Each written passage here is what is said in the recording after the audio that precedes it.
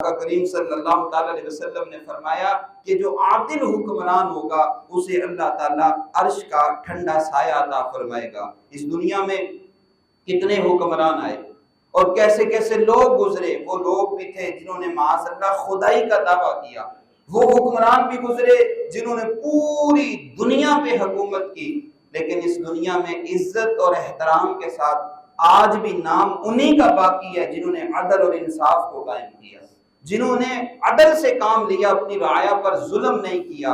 نوشیروان عادل کو دنیا آج بھی جانتی ہے، کیوں؟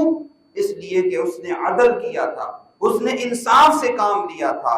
اور عمر بن عبدالعزیز کو ثانی عمر کہا جاتا ہے، جو امیر خاندان سے، بنو امیہ سے تعلق رکھنے والے، مال و دولت کی کوئی کمی نہیں، حکمران بننے سے پہلے بہت قیمتی لباس زیب تن فرماتے تھے، لیکن جب حکمران بنے تو سارے ظلم کا خاتمہ کر دیا، انصاف کو عام کر دیا، اور اپنے عدل کی وجہ سے اس مقام پر پہنچے کہ لوگ انہیں ثانی عمر کہنے لگے، کہ ان کے دور میں حضرت عمر فاروق رضی اللہ تعالیٰ عنہ کی یاد تازہ ہو گئی۔ سلطان صلاح الدین ایوبی کا نام یوں ہی آج لوگ عزت سے نہیں لیتے، سلطان محمود غزنوی کا نام عزت اور احترام کے ساتھ لوگ یوں ہی نہیں لیتے، بلکہ عادل حکمران کی اتنی زیادہ فضیلت ہے کہ علماء فرماتے ہیں کہ ویسے بادشاہ کے ہاتھ چومنا یہ جائز نہیں ہے اس کے بادشاہت کی وجہ سے، لیکن اگر کوئی حکمران عادل ہے، انصاف سے کام لیتا ہے، تو اس کے عدل اور انصاف کی وجہ سے اس حکمران کے ہاتھ چومنا بھی جائز ہے، کیونکہ وہ عادل ہے۔ تو حضور علیہ السلام نے فرمایا کہ جن خوش نصیبوں کو اللہ تعالیٰ قیامت کے دن عرش کا ٹھنڈا سایہ عطا فرمائے گا، ان 7 خوش نصیبوں میں سے پہلا شخص وہ ہے جو عادل حکمران ہے۔ اور عدل کا مطلب ہوتا ہے، ہمارے معاشرے میں لوگ سمجھتے ہیں کہ ظلم صرف یہی ہے کسی کو مارا، کسی کو پیٹا، کسی کے ساتھ زیادتی کر دی، یا حق کسی کا دبا لیا تو یہ ظلم ہے۔ عدل کی تعریف ہے کہ ہر شے کو اس کی جگہ پہ رکھنا، اور ظلم کی تعریف اس کی اپوزٹ ہے کہ شے کو اس کے حق میں نہ رکھنا۔ ایک باپ ہے وہ اپنی اولاد کے ساتھ عدل کرے، ایک اولاد ہے وہ اپنے ماں باپ کے ساتھ عدل کرے، استاد ہے وہ اپنے شاگردوں کے ساتھ، شاگرد ہیں وہ اپنے استاد کے ساتھ۔ ہمارے پاس کوئی منصب ہے، کوئی عہدہ ہے، کوئی ذمہ داری اللہ تعالیٰ نے دی ہے، تو اپنے منصب کے ساتھ انصاف کرنا، اپنے منصب کے ساتھ اگر انصاف نہیں کریں گے تو ہم بھی ظالم ہیں۔ تو عدل ہر جگہ، ہر مقام، ہر منصب پہ ہے، جس کو جو ذمہ داری اللہ تعالیٰ نے دی ہے وہ اس جگہ عدل سے کام لے۔ تو عدل کرنے والا حکمران اللہ کو اتنا پسندیدہ ہے، قیامت کے دن فرمایا اسے عرش کا ٹھنڈا سایہ ملے گا۔ دوسرا فرمایا وَشَابٌ نَشَأَ فِي عِبَادَةِ اللَّهِ عَزَّ وَجَلَّ، وہ نوجوان جس کی جوانی اللہ کی عبادت میں گزری، وہ نوجوان جس کی جوانی اللہ کی عبادت میں گزری، فرمایا قیامت کے دن اللہ تعالیٰ اسے بھی عرش کا ٹھنڈا سایہ عطا فرمائے گا۔ آج ہمارے معاشرے میں حالات بہت مختلف ہیں اور بالکل حالت غیر ہے۔ اب تراویح میں آپ دیکھ لیں، عشاء کی نماز ہوتی ہے، تراویح پڑھی جاتی ہے 20 رکعت، تو نوجوان کتنے ہیں، بوڑھے ہمارے کتنے ہیں۔ نوجوان چوکو میں ساری رات کھڑے رہیں، وہ بلیئرڈ کلب میں جا کر ساری رات کھیلتے رہیں، وہ پان کی شاپ پہ کھڑے ہو کے گٹکے کھاتے رہیں، پان کھاتے رہیں، ساری رات یہ کام کرتے رہیں، تو انہیں محسوس نہیں ہوتا، اور نماز کی 2 رکعتیں یا تھوڑی لمبی نماز ہو جائے تو برداشت نہیں ہوتا، جبکہ وہ قیامت کا دن جو سختی اور تکلیف والا دن ہے، اور جس دن کیفیت کیا ہوگی، ابھی آپ نے سنا کہ سورج بھی سوا نیزے پہ آ جائے گا اور سیدھی طرف سورج کی ہوگی، زمین تانبے کی طرح تپ رہی ہوگی، اس وقت اللہ تعالیٰ کے عرش کا ٹھنڈا سایہ اس کو ملے گا کہ جس جوان نے اپنی جوانی اللہ کی عبادت میں گزاری ہوگی۔ اور یہ آپ نے بھی دیکھا ہوگا، یہ ہماری زبوں حالی ہے من حیث القوم اور من حیث الامت۔ پہل جب کوئی بندہ رمضان میں روزہ نہیں رکھتا تھا تو لوگوں سے چھپ کے کھاتا تھا، پہلے ایسا ہوتا تھا۔ ویسے تو ظاہر ہے بڑا سخت گناہ ہے بلا عذر شرعی، میں بھی دکان پہ جاتا ہوں لینے دینے چیزیں، میرا بھی جانا آنا ہوتا ہے، میں کل ہی یہ سوچ رہا تھا کہ یقین کریں بڑی تکلیف اور بڑا دکھ ہوا کہ میں جب بھی کہیں دکان پہ گیا میں نے کبھی کسی نوجوان کو بوتل اور سرے عام پیتے ہوئے دیکھا، کبھی کسی نوجوان کو سگریٹ پیتے ہوئے اور سرے عام پیتے ہوئے دیکھا۔ بڑی تکلیف ہوئی کہ ہم اس قدر ذلت کا شکار ہو گئے ہوئے ہیں کہ ہم ایک تو روزہ نہیں رکھتے، اچھا نہیں رکھا وہ الگ گناہ تھا، تمہارا اور رب کا معاملہ تھا، تم راز رکھتے، وہ سرے بازار کھڑا ہو کے کولڈ ڈرنک پی رہے، وہ سرے بازار کھڑا ہو کے سگریٹ پی رہا ہے، اور یہ اب بڑھتا جا رہا ہے۔ پہلے لوگوں کے اندر یہ چیز نہیں تھی، یہ نحوست ہے ایسی صحبت کی اور ایسے حالات کی کہ جب انسان کے اندر بے ادبی آ جاتی ہے، ادب ختم ہو جاتا ہے، جو بے باقی لوگوں کے اندر بڑھتی جا رہی ہے، چھوٹے بڑے کا احترام نہیں ہے، استاد کی عزت نہیں ہے، ماں باپ کا احترام نہیں ہے، دین کو کچھ سمجھنا نہیں ہے، بس جو ہے میں سمجھتا ہوں، اس کا نتیجہ کیا نکل رہا ہے؟ میرا جسم میری مرضی کا نعرہ ہو، یا جو میں سمجھتا ہوں وہ کوئی نہیں سمجھتا، اس کا نتیجہ بھی یہ نکل رہا ہے کہ یوں علل اعلان ببانگ دہل اللہ تعالیٰ کی نافرمانی کی جا رہی ہے، اور کوئی اس میں شرمندگی بھی محسوس نہیں کر رہا، جبکہ حضور نے فرمایا جوان تیری جوانی اللہ کی عبادت کے لیے ہے، یہ چوکوں اور بازاروں میں وقت برباد کرنے کے لیے یا نافرمانی اور معصیت کے لیے نہیں ہے۔ تو وہ جوان جس کی جوانی اللہ کی عبادت میں گزرتی ہے اسے اللہ عرش کا ٹھنڈا سایہ دے گا۔ ہمارے معاشرے میں یہ سمجھ لیا گیا ہے کہ بس جوانی لہو و لعب اور فضولیات کے لیے ہے، مساجد میں جا کے نمازیں پڑھنا، عبادات کرنا، اللہ کا ذکر کرنا، یہ فقط ان کا کام ہے جو بوڑھے ہو چکے یا جو بزرگ ہو چکے، اور جوانوں کا اس سے کوئی کام نہیں ہے۔ تو یہ بے وقوفی ہے، یہ حماقت ہے۔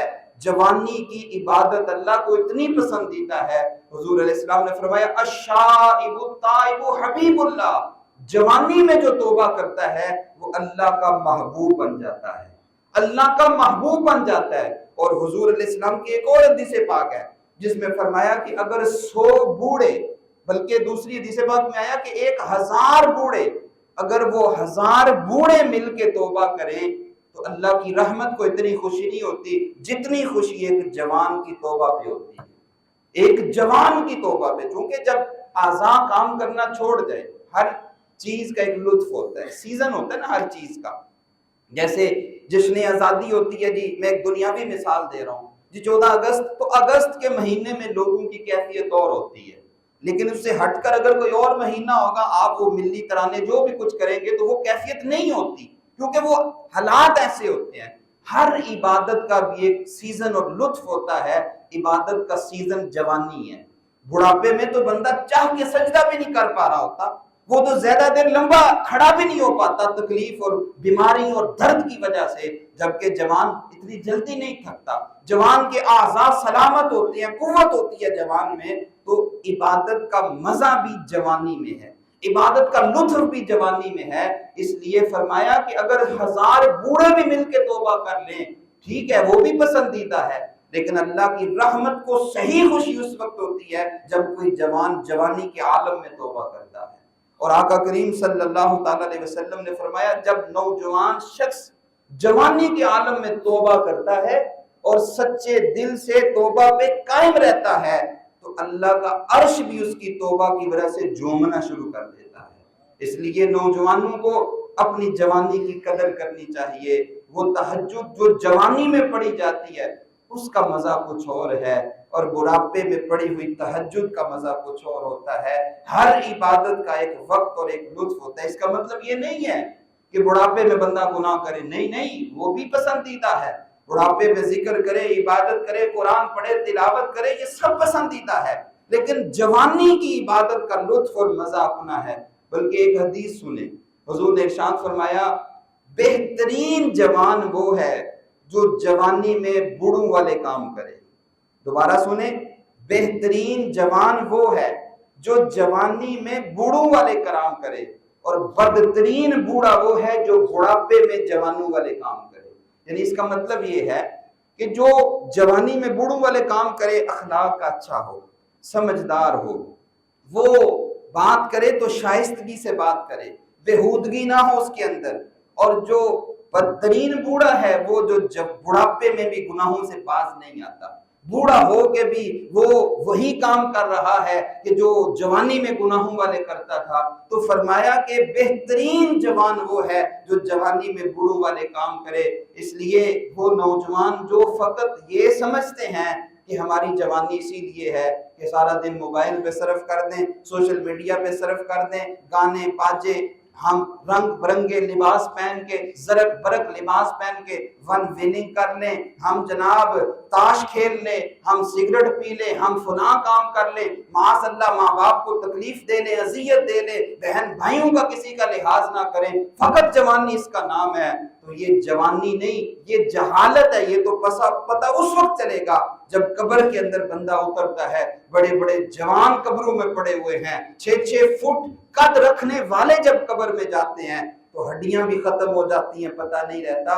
تو جوان کو چاہیے اپنی جوانی کو اللہ کی عبادت میں صرف کرے. قیامت کے دن اسے عرش کا ٹھنڈا سایہ ملے گا، اللہ تعالیٰ کی رحمت کا سایہ ملے گا. عشرہ جہنم سے آزادی کا آغاز ہو رہا ہے.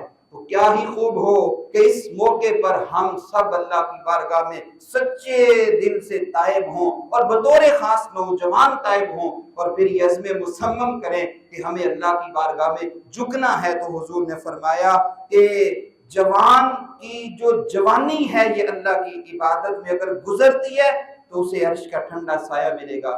امام شافعی رحمۃ اللہ تعالی علیہ، ہم اللہ کے بندے ہیں نا، تو اللہ کے بندے اللہ کی مرضی کے تابع ہوتے ہیں. امام شافعی رحمۃ اللہ تعالی علیہ نے ایک غلام خریدا. وہ زمانہ جب انسان بکتا تھا، غلام ہوتے تھے.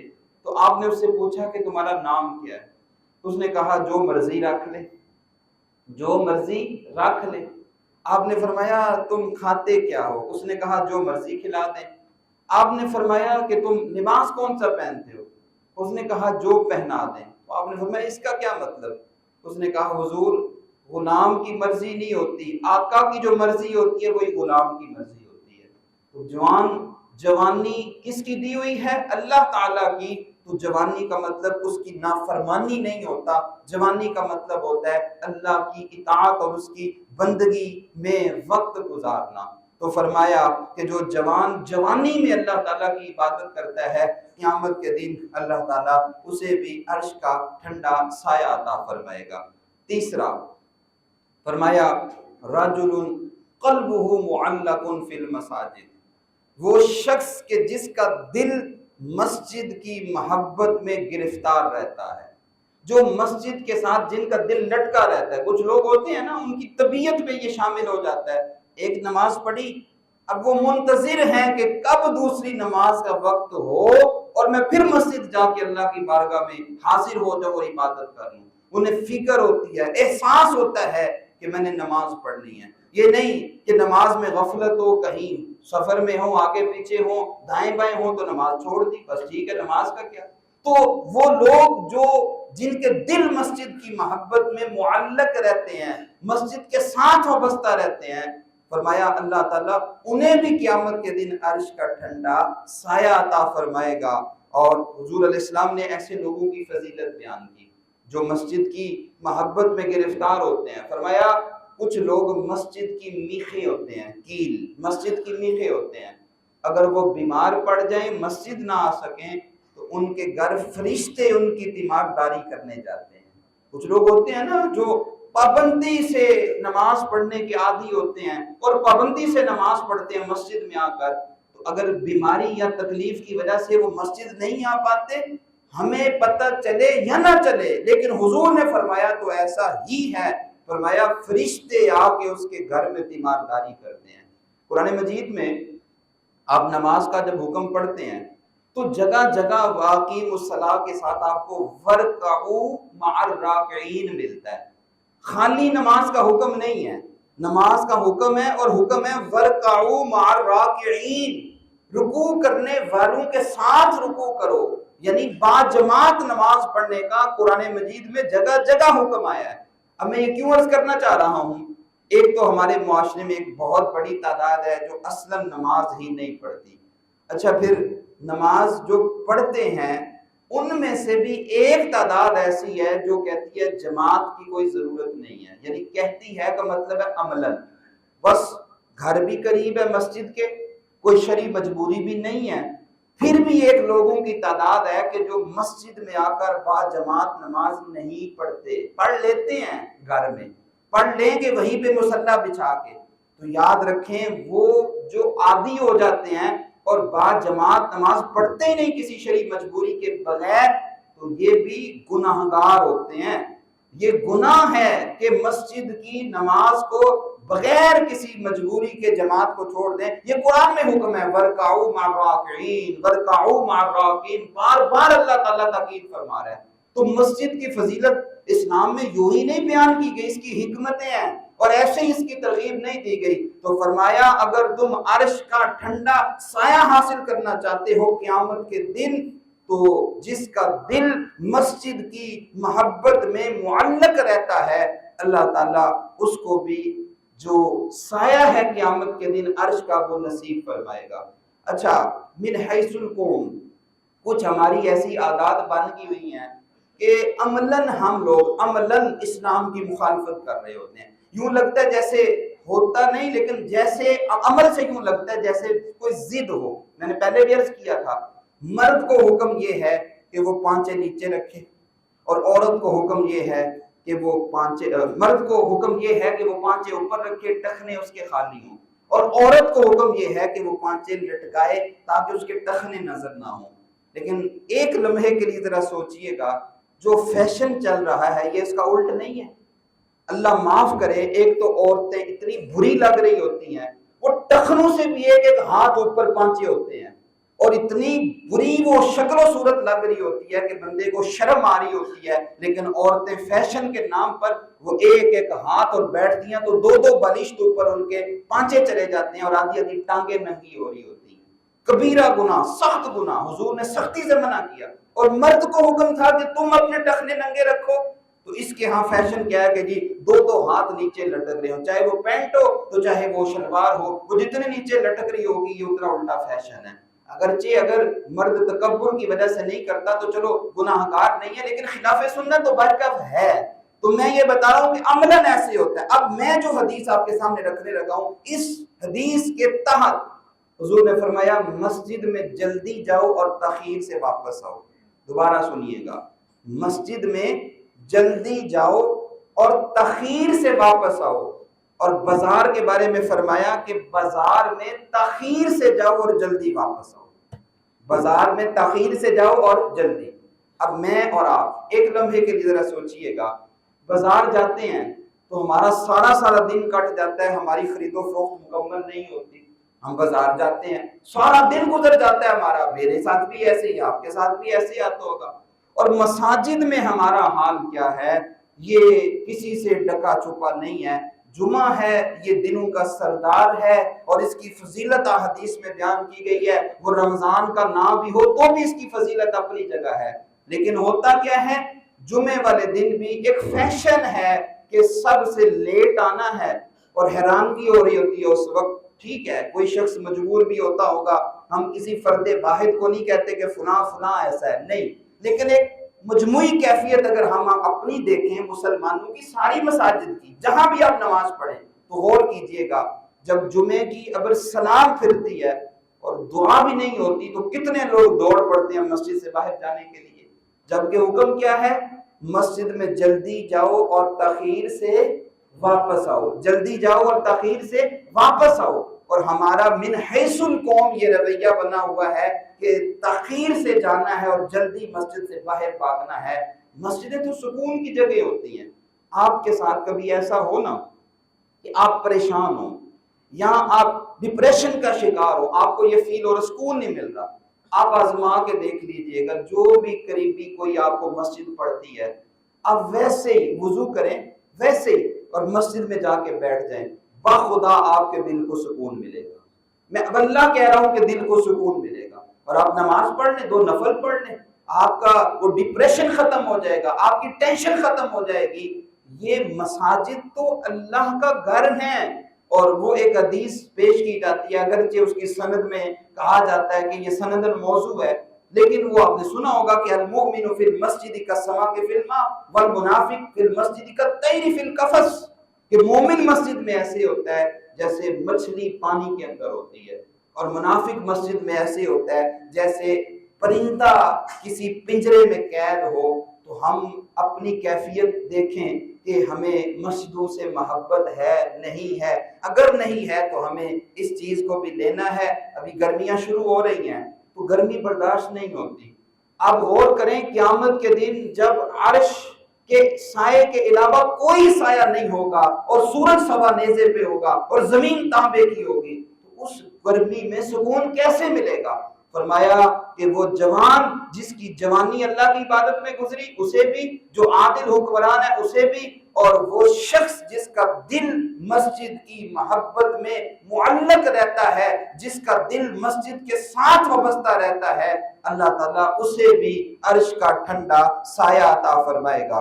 اور جو لوگ مسجد کی صفائی ستھرائی کرتے ہیں اور مسجد کو صاف پاک رکھنے کی کوشش کرتے ہیں، ان کی بھی ایک اپنی فضیلت ہے۔ دیکھیں مسجد بنانا بھی ایک فضیلت ہے، مسجد کو آباد کرنا بھی ایک فضیلت ہے۔ حضور علیہ الصلوۃ والسلام نے فرمایا من بنا للہ مسجدا بنى اللہ لہ بیتا فی الجنہ، کہ وہ بندہ جس نے اللہ کی رضا کے لیے مسجد بنائی، اللہ تعالیٰ اس کے لیے جنت میں گھر بناتا ہے۔ اب اس بنا سے ایک معنی تو یہ مراد ہے کہ جو مسجد کے ساتھ تعاون کرتے ہیں، مسجد کو تعمیر کرواتے ہیں، وہ بھی، اور دوسرا بنا کا معنی ہے کہ مسجد کی جو اصل آبادی ہے وہ نمازیوں سے ہے۔ مسجد عالی شان بنا دے، کوئی نماز پڑھنے والا نہ ہو، تو یہ مسجد کی آبادی تو نہیں ہے، مسجد کی ویرانی ہے۔ مسجد کی آبادی کیا ہے کہ آپ نے خوبصورت مسجد بنا دی تو اس کو نمازیوں سے آباد کریں۔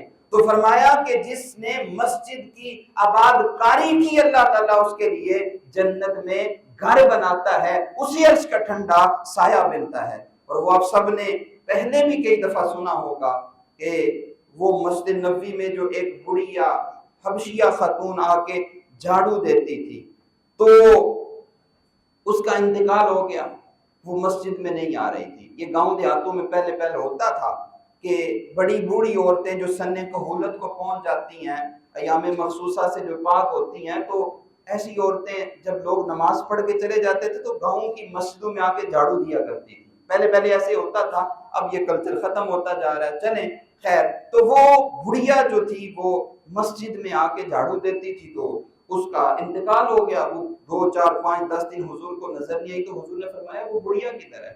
صحابہ نے اس کے حضور وہ تو فوت ہو گئی۔ تو فرمایا تم نے مجھے نہیں بتایا؟ تو انہوں نے عرض کیا حضور وہ ایک عام سی عورت تھی، آپ کے شب و روز مصروف ہوتے ہیں، رات کا وقت تھا، تو ہم نے کہا کہ آپ کو بتانا، ہم نے خود اس کا جنازہ پڑھ کے تدفین کر دی۔ فرمایا تم اسے عام کہہ رہے، لفظ کیا ہے، تم اسے عام سمجھ رہے ہو، چلو مجھے اس کی قبر پہ لے کر جاؤ۔ وہ مسجد کی صفائی ستھرائی کرنے والی عورت کی قبر پہ حضور خود چل کے جاتے ہیں اور اس کی قبر پہ کھڑے ہو کے جنت کا سوال اللہ کی بارگاہ میں اس کے لیے کرتے ہیں، جس کے لیے حضور دعا کرتے ہیں وہ کیوں نہیں جنتی ہونا۔ تو آپ اندازہ کریں کہ مسجد کے ساتھ تعاون، مسجد سے محبت، مسجد کو نماز سے آباد کرنا اور مسجد کی صفائی ستھرائی کا اہتمام کرنا، یہ کتنا بڑا کام ہے۔ تو حضور نے فرمایا 7 لوگ ہیں جنہیں اللہ تعالیٰ قیامت کے دن عرش کا ٹھنڈا سایہ دے گا۔ ان میں سے 3 کے بارے میں ابھی آپ نے سنا، امام عادل اور شاب النشا فی عبادت اللہ، جوان جس کی جوانی اللہ کی عبادت میں گزری، اور وہ شخص جس کا دل مسجد کی محبت میں مسجد کے ساتھ معلق رہا، نماز کا عادی رہا، اللہ تعالیٰ اسے عرش کا ٹھنڈا سایہ دے گا۔